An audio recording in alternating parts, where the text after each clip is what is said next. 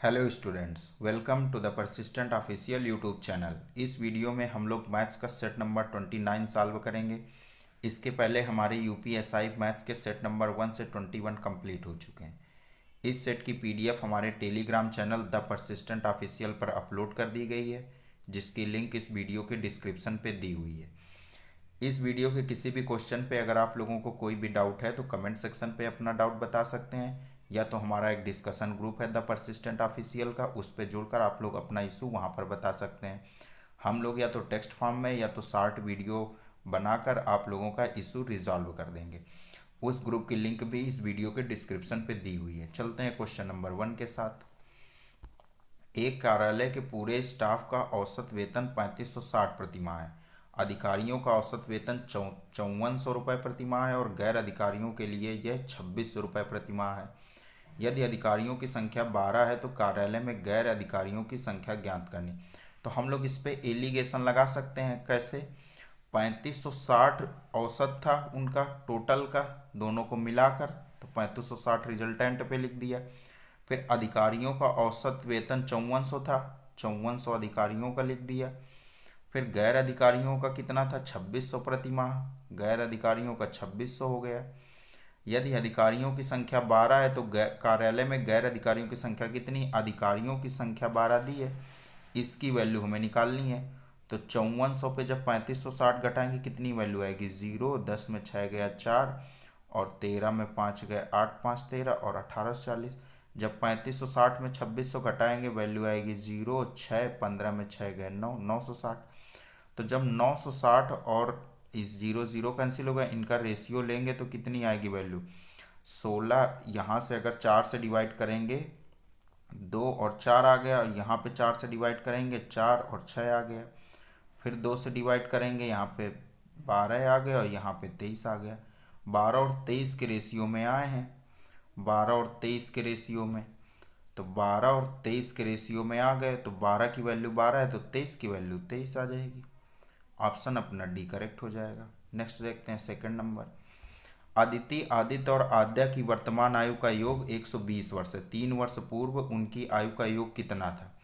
तो आदिति है, आद्या है और आदित्य है, इनका योग अभी 120 वर्ष है। हमें 3 वर्ष पहले जाना है, तो 3 वर्ष जब पहले जाएंगे तो आदित्य से भी 3 वर्ष माइनस होंगे, आदित्य से भी 3 वर्ष माइनस होंगे, और आद्या से भी 3 वर्ष माइनस होंगे।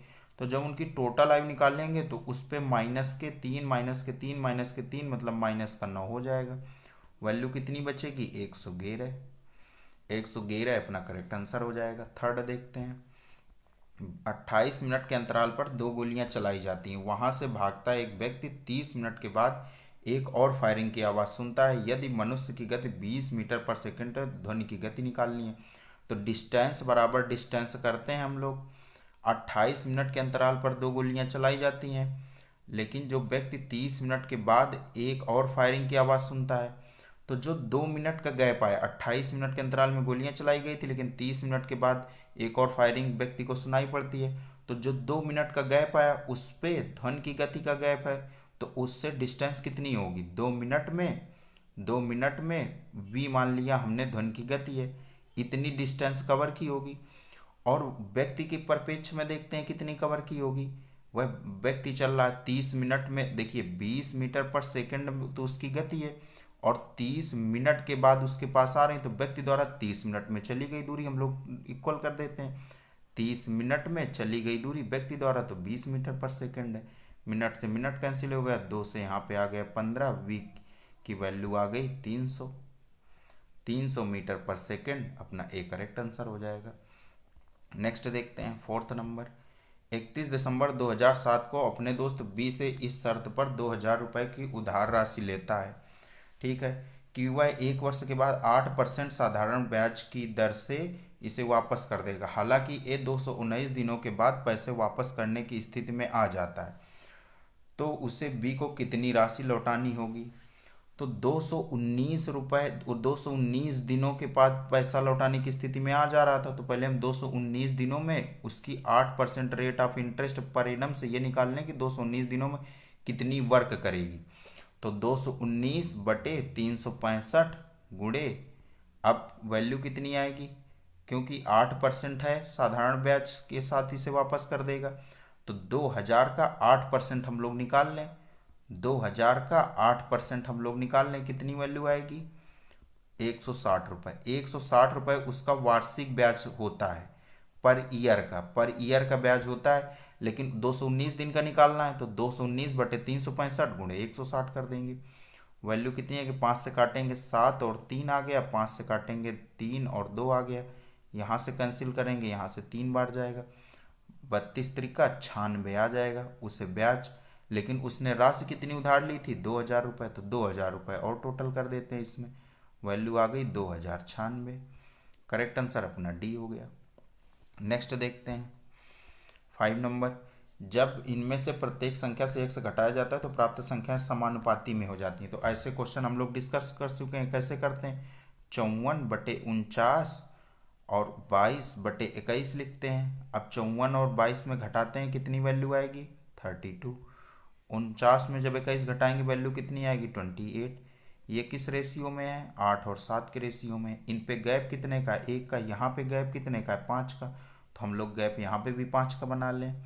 ऊपर आ गया 40, नीचे आ गया 35। तो 54 पे कितना घटाना पड़ेगा?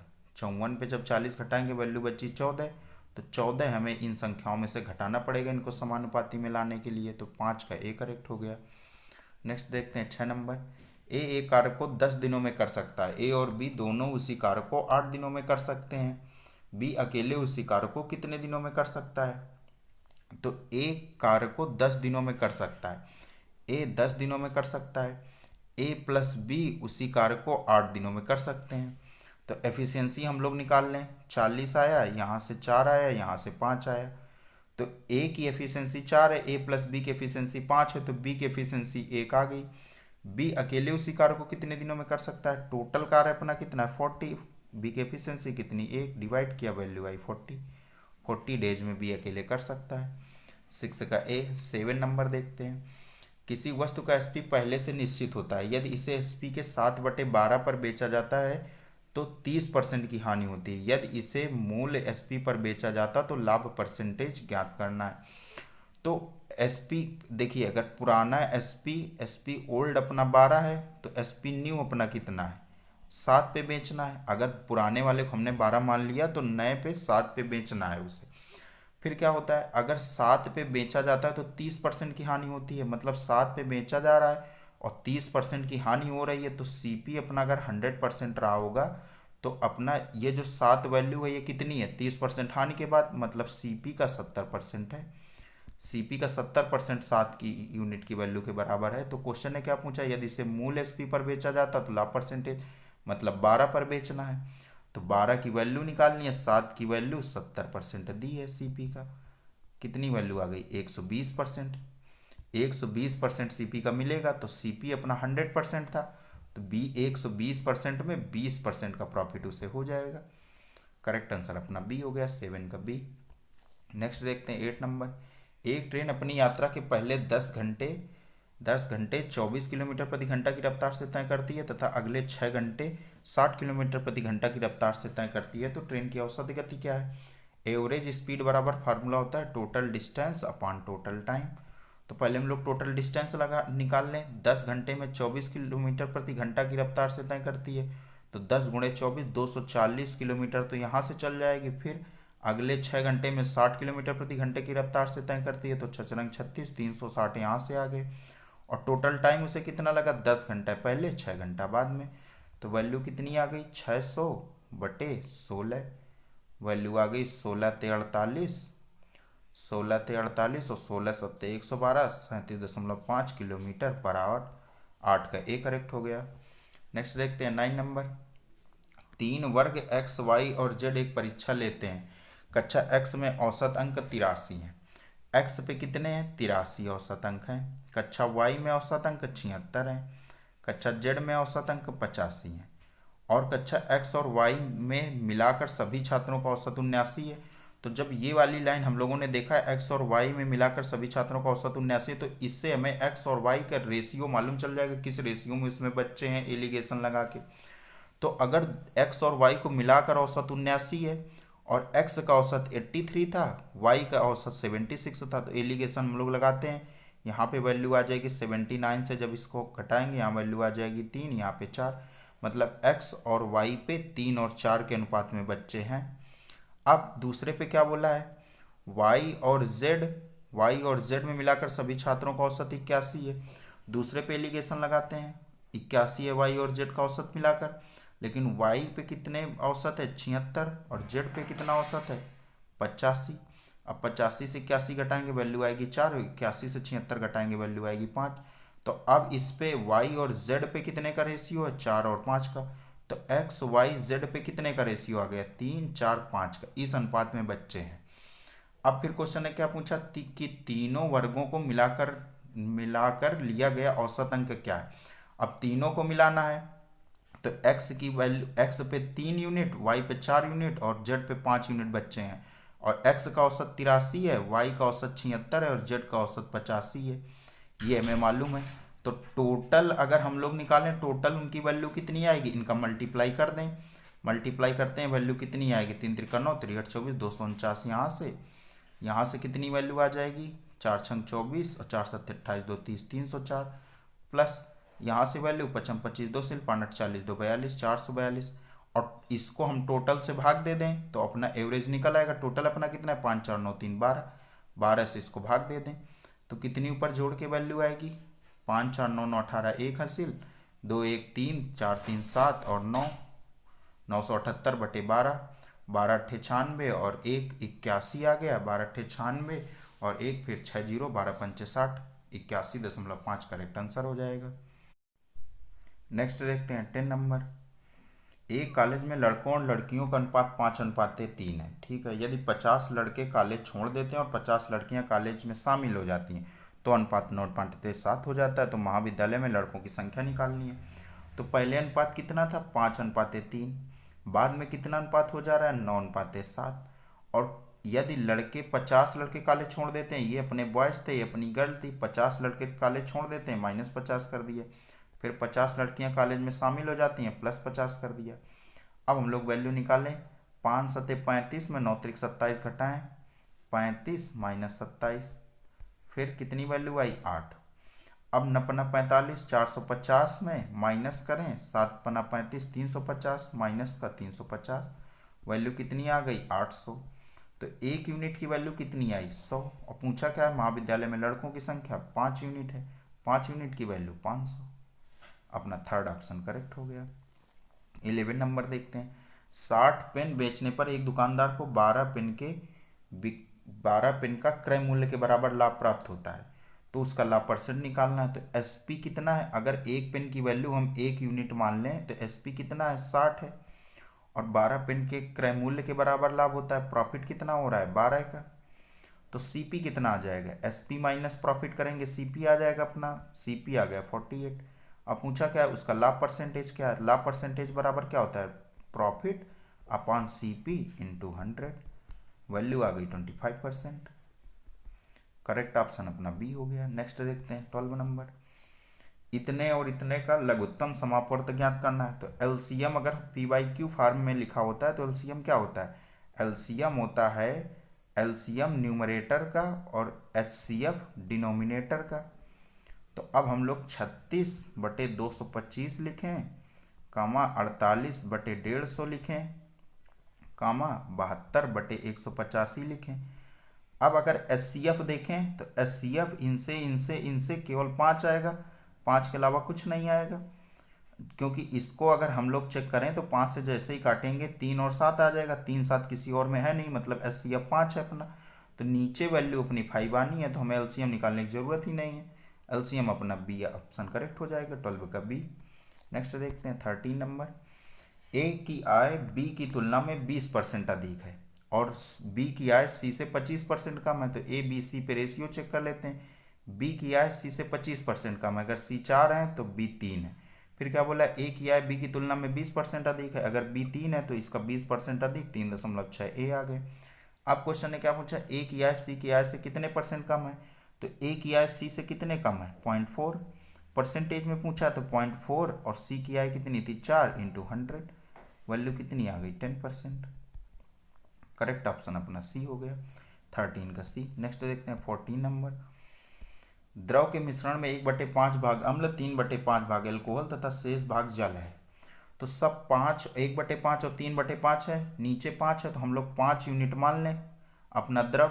तो 1/5 भाग अम्ल है मतलब 1 यूनिट एसिड है, फिर 3/5 भाग एल्कोहल है तो 3 भाग कितना आ जाएगा इसका एल्कोहल, एल्कोहल 3 भाग आ गया, तथा शेष भाग जल है तो 3 1 4 हो गए तो 1 यूनिट वाटर आ गया।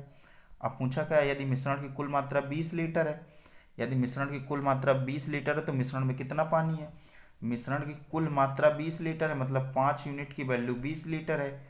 तो पूछा है पानी की कितना, 1 यूनिट की वैल्यू पूछा है, तो जो पूछा गया ऊपर बताया गया नीचे into value 4 litre, correct answer आ गया अपना 14 का सी। नेक्स्ट देखते हैं 15 नंबर। किसी वस्तु का एसपी पहले से निश्चित होता है, यदि इसे एसपी के 5/7 पर बेचा जाता है तो 20% की हानि होती है। तो अभी हम लोगों ने डिस्कस किया था एसपी ओल्ड अगर 5/7 में बेचना है तो अगर ओल्ड को हमने 7 मान लिया तो एसपी न्यू कितना हो जाएगा 5। अब क्या क्वेश्चन ने बोला है बेचा जाता है तो उससे 20% की हानि होती है। अगर सीपी अपना 100% है और 20% की हानि हुई है, 20% की हानि हुई है मतलब सीपी का यह जो 5 लिखा है यह सीपी का 80% है, और सीपी के 80% की वैल्यू 5 है। तो क्वेश्चन ने क्या पूछा, यदि इसे मूल एसपी पर बेचा जाता, अगर 7 पर बेचा जाता तो लाभ परसेंटेज निकालना है। तो 7 की वैल्यू निकालनी है, 5 की वैल्यू 80% दी है, तो 5 से इसको डिवाइड करेंगे 16 है, 16 सत्ते 112%। अपना 100% सीपी था और कितना ज़्यादा है 12%, तो 12% करेक्ट आंसर आ जाएगा, अपना लाभ मालूम चल गया 12%। नेक्स्ट देखते हैं 16 नंबर। ए कार्य को 30 दिनों में पूरा कर सकता है, बी उसी कार्य को 36 दिनों में और सी उसे 45 दिनों में। तो ए बी सी की पहले हम लोग एफिशिएंसी निकाल लें, ए 30 दिनों में, बी 36 दिनों में और सी 45 दिनों में। अब इनका एलसीएम लेते हैं, वैल्यू आ गई 180, यहाँ से 6 एफिशिएंसी आ गई, यहाँ से 5, यहाँ से 4। अब क्वेश्चन ने क्या बोला है, ए बी सी मिलकर इसे कितने दिनों में पूरा कर सकते हैं। तो 180 टोटल वर्क था और 6 5 11 4 15 उनकी आ गई एफिशिएंसी का योग, डिवाइड कर देते हैं, वैल्यू आ गई 12, 12 दिन में वो मिलकर काम को कंप्लीट कर सकते हैं। 17 नंबर देखते हैं। 10,000 में जोड़ी जाने वाली न्यूनतम संख्या क्या है ताकि यह 327 से बिल्कुल भी भाज्य हो जाए। तो 10,000 में जोड़ना है तो पहले हम 10,000 को डिवाइड कर लें 327 से, ये निकाल लें कि शेष कितना बच रहा है, तब हमें मालूम चल जाएगा कितना जोड़ना पड़ेगा। तो इसको डिवाइड करते हैं, 3 बार गया, 3 7 21 2 असील, 3 दूना 6 2 8 और 3 3 9, वैल्यू आ गई 9 आ गया और यहाँ से 1 आ गया, यहाँ से 1 आ गया और यहाँ से फिर 0 बच गया, मतलब 190 शेष बच रहा है। अब हमें क्या पूछा है कि न्यूनतम संख्या क्या है जोड़ी जाने वाली जिससे बिल्कुल भी भाज्य हो जाए। तो अगर हम लोग 327 में 190 घटा दें तो हमें वैल्यू मालूम चल जाएगी। यहाँ से 7 आ गया और यहाँ से 13 में 9 गए 4 आ गया, 7 आ गया और 7 0 12 में, हाँ सॉरी 12 में 9 घटाएंगे तो वैल्यू 3 आ गई और यहाँ से 137 हमें घटाना पड़ेगा, 17 का सी करेक्ट हो गया। नेक्स्ट देखते हैं 18 नंबर। पी और क्यू ने एक व्यवसाय में 5:13 के अनुपात में निवेश किया। क्यू ने 6 महीने बाद अपनी पूंजी निकाल ली। यदि उन्होंने अपना लाभ 25:26 के अनुपात में साझा किया तो पी की राशि कितने समय तक उपयोग की गई। तो प्रॉफिट बराबर क्या होता है, इन्वेस्टमेंट इनटू टाइम, हम लोग इसी का यूज करते हैं। तो क्या है, पी और क्यू के एक व्यवसाय में 5:13 के अनुपात में निवेश किया। तो अगर पहले का 5 रेशियो पे था, दूसरे का 13 यूनिट था, पहले का 5 यूनिट, दूसरे का 13 यूनिट। अब हमें टाइम पहले का क्या मालूम है, पी का हमें नहीं मालूम। क्यू ने 6 महीने बाद अपनी पूंजी निकाल ली, लेकिन क्यू ने 6 महीने के लिए निवेश किया। पी का हमें नहीं मालूम, एक्स कर दिया। ये I into T, investment into time का दोनों का लिख लिया रेशियो, और ये अपने प्रॉफिट के रेशियो के बराबर होगा। प्रॉफिट का रेशियो कितना है, 25/26। डिवाइड करते हैं, यहाँ से वैल्यू 2 आ गई, यहाँ से 3 आ गई और 5 से यहाँ पे 5 आ गए। एक्स बराबर कितना आ गया, 15 महीने। 15 महीने अपना करेक्ट आंसर आ गया 3 का ए। नेक्स्ट देखते हैं 19 नंबर। 1500 किलोमीटर की उड़ान में खराब मौसम के कारण एक विमान को धीमा कर दिया गया। यात्रा के लिए औसत गति 250 किलोमीटर प्रति घंटा कम हो गई थी और उड़ान के समय 30 मिनट की वृद्धि हुई थी। तो उड़ान की मूल अवधि क्या है, तो हमें 1500 किलोमीटर पे हम लोगों को चेक करना है। अब हम लोग चेक करते हैं आगे क्या बोला है, यात्रा के लिए औसत गति 250 किलोमीटर प्रति घंटा से कम हुई है, तब उसे 30 मिनट की वृद्धि हुई है। 30 मिनट को 0.5 लिख सकते हैं। अब हमें ये चेक करना है कि ये 1500 डिस्टेंस 1500 किलोमीटर कब पहुंचेगी। अगर 250 का 3 गुना करें वैल्यू आएगी 750, इसका भी 3 गुना हो जाएगा, वैल्यू कितनी आएगी 1.5। अगर इसका 4 गुना करें 1000 और इसका भी 4 गुना करें वैल्यू आएगी 2। अब अगर हम 750 पे 2 का मल्टीप्लाई करें तब भी 1500 आएगा, और 1000 पे 1.5 का मल्टीप्लाई करें तब भी 1500 आएगा।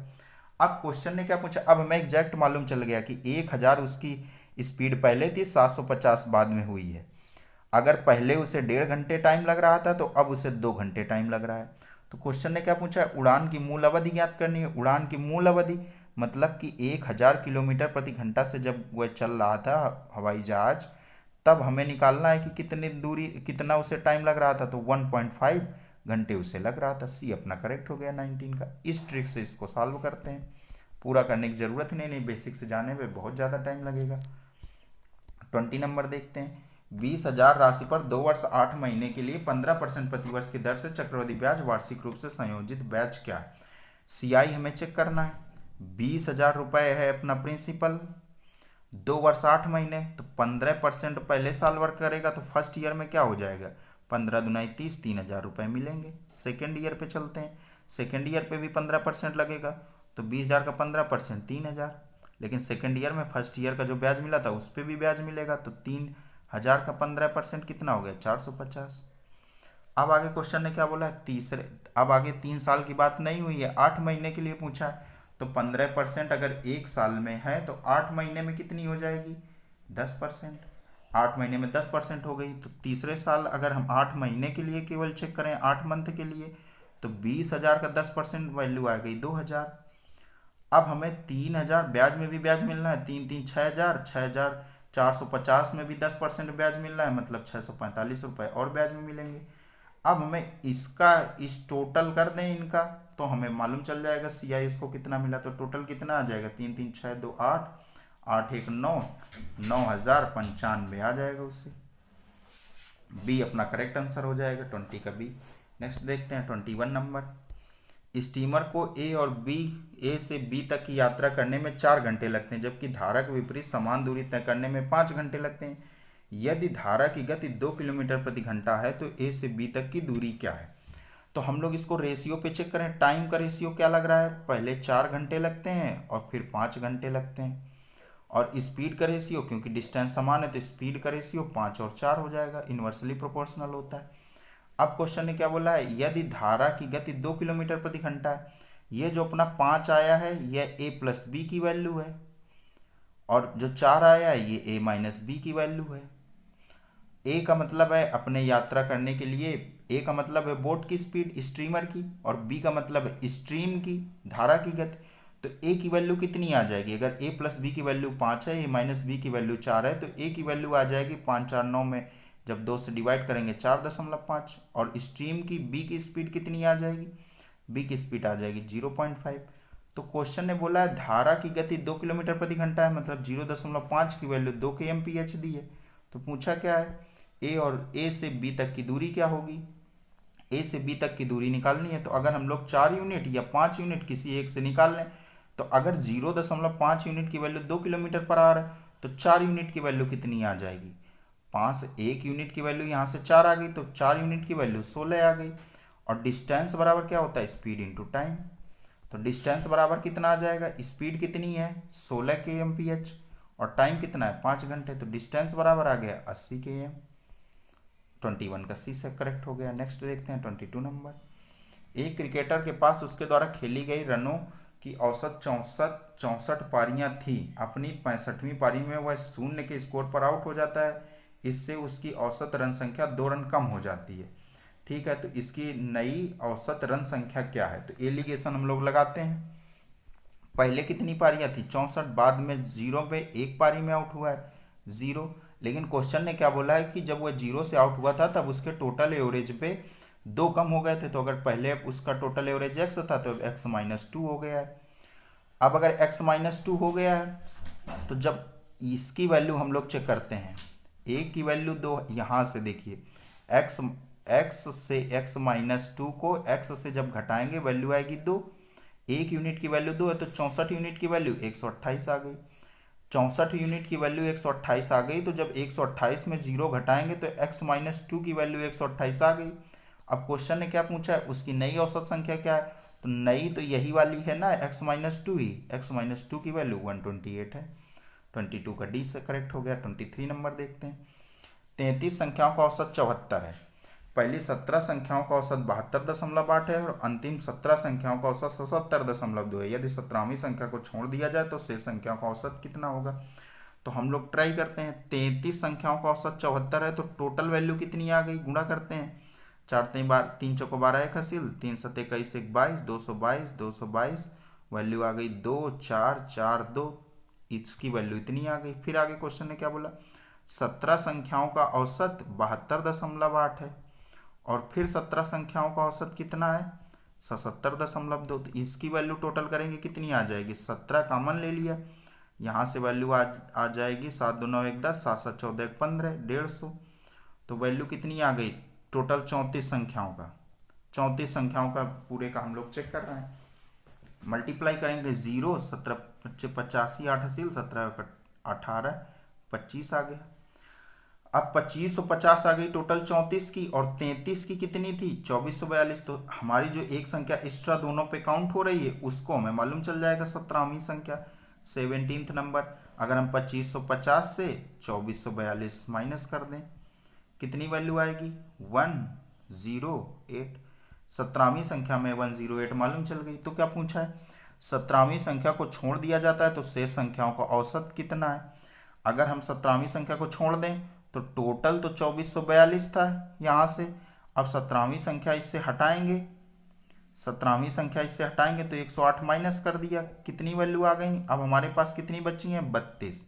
32 संख्याएं बची हैं। 32 संख्याओं का टोटल कितना आ गया, 12 में 8 गया 4 3, और यहाँ से 3 यहाँ से 2, 2334। 2334 आ गया। अब संख्या हमारे पास 32 है, उनका टोटल 2334 है। तो पूछा शेष संख्याओं का औसत, तो औसत निकालने के लिए इसको 32 से डिवाइड कर दें। अब 32 भागे 2334 करें, वैल्यू आएगी 7 बार गया, 7 दूने 14 का 7 3 21 1 22, 13 में 4 गया 9 और 4, 32 से कितने बार जाएगा 4, 3 बार जाएगा नहीं 2 बार जाएगा, और 2 के बाद लगभग 0.9 बार जाएगा। करेक्ट आंसर अपना ए हो गया। 24 नंबर देखते हैं।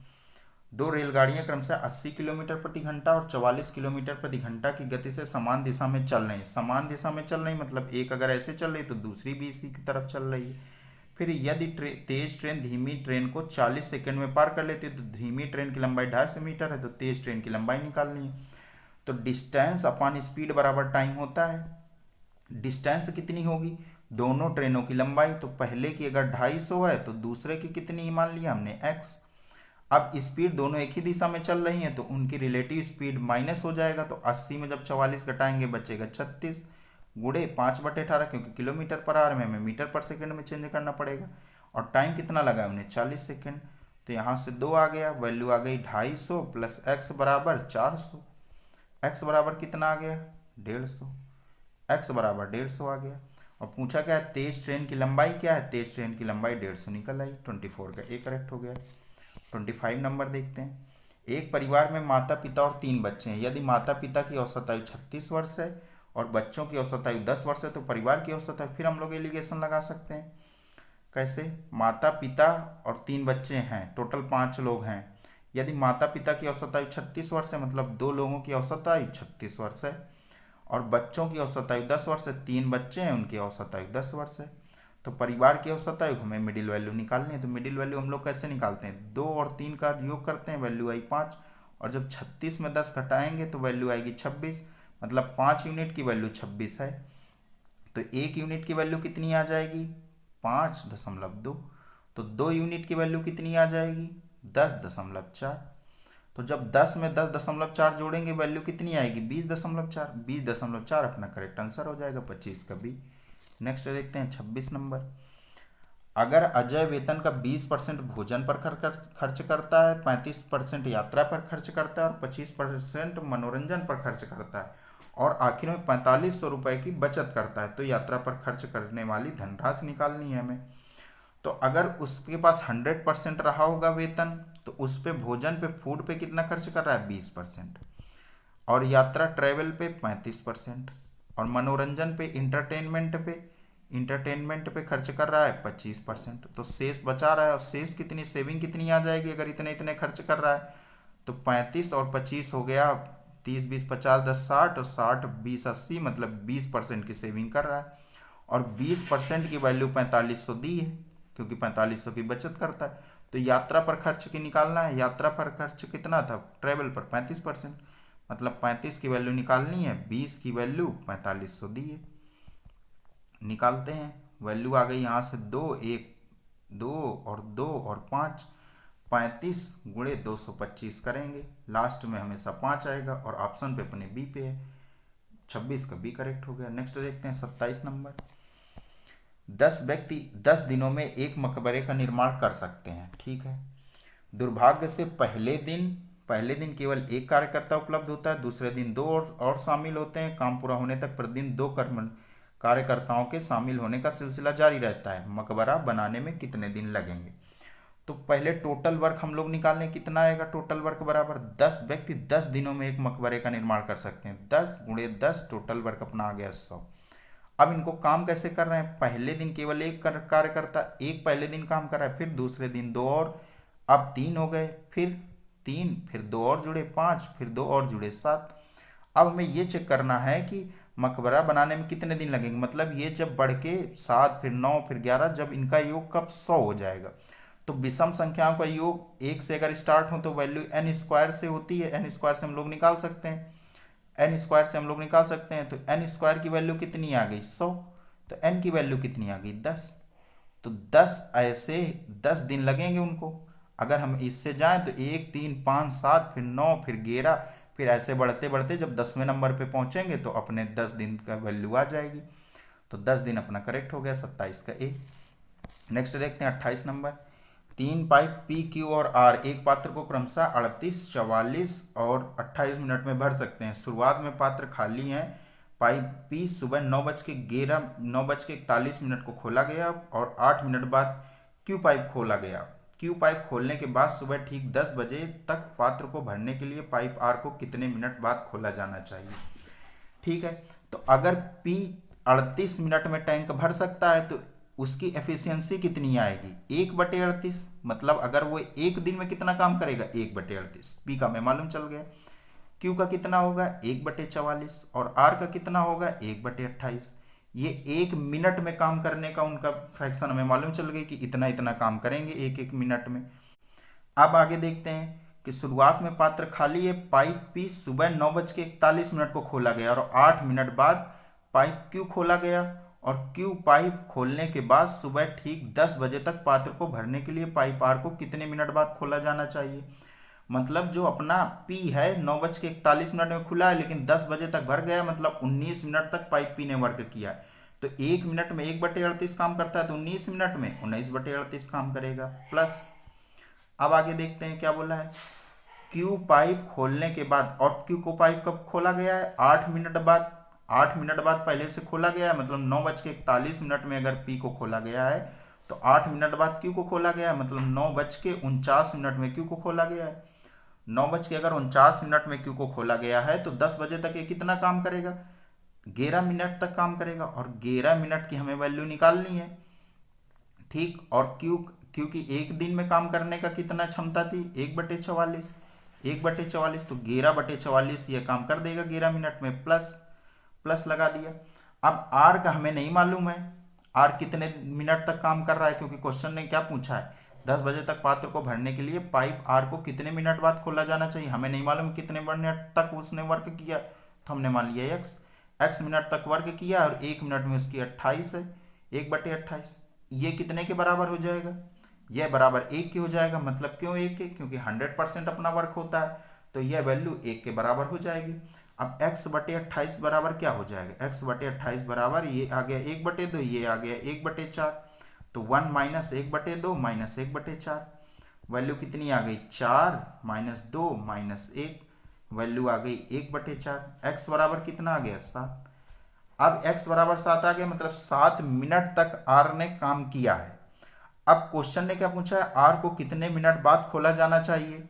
आर ने 7 मिनट तक काम किया है, तो 10 बजे अगर काम कंप्लीट हो रहा था 10 बजे और 7 मिनट तक उसने केवल काम किया है, तो 9:53 में उसको खोलना चाहिए था। लेकिन क्वेश्चन ने क्या पूछा, आर को कितने मिनट बाद खोलना चाहिए। पी को कितने बजे खोला गया था, 9:41 पे, और आर को 9:53 में। पी को 9:41 में खोला गया था, क्यू को 9:49 में खोला गया था। अब क्वेश्चन ने क्या पूछा था, क्यू पाइप खोलने के बाद सुबह 10 बजे तक पात्र को भरने के लिए पाइप आर को कितने मिनट बाद खोलना चाहिए। तो क्यू तो 9:49 में खोला गया है और 9:53 में आर को खोला गया, तो 4 मिनट बाद ही तो खोला गया है आर। अपना डी करेक्ट हो जाएगा। नेक्स्ट देखते हैं 29 नंबर। पाल्सन आमतौर पर 8:15 बजे अपने घर से निकलता है और समय पर कार्यालय पहुंचने के लिए निश्चित गति से यात्रा करता है। एक दिन उसने अपनी सामान्य गति के 3/5 पर यात्रा की और इसलिए 45 मिनट देरी से पहुंचा। पाल्सन की आमतौर पर अपने कार्यालय तक पहुंचने में कितना समय लगता था। तो पहले गति का रेशियो इसने दिया, स्पीड का रेशियो कितना है, अगर पहले 5 रहा होगा तो अब 3 हो गया है।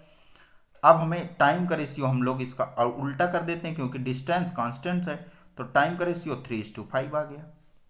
अब क्वेश्चन ने क्या बोला, इसलिए 45 मिनट देरी से पहुंचा, मतलब 2 यूनिट की वैल्यू 45 मिनट है।